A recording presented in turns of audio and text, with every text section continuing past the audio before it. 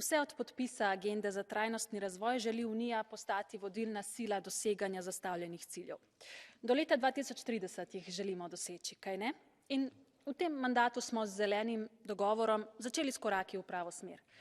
Pa se je zgodila pandemija in vzpostavili smo skupno reševanje zdravstvenih problematik, pa je na kontinentu stopila vojna in z njo energetska in finančna kriza. Na težave, ki se vrstijo, nismo pripravljeni, medtem ko se večajo neenakosti in poglabljajo okoljski, zdravstveni, finančni, prehranski, socialni izzivi.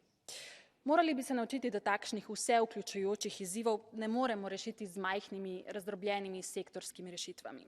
Ampak očitno se nismo. Leto 2030 je namreč za vogalom in strategije in finančnega načrta za implementacijo agende še vedno ni, četudi smo komisijo k pripravi obojega pozvali v enakem poročilu že lani.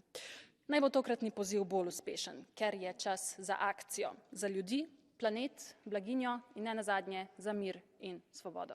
Hvala.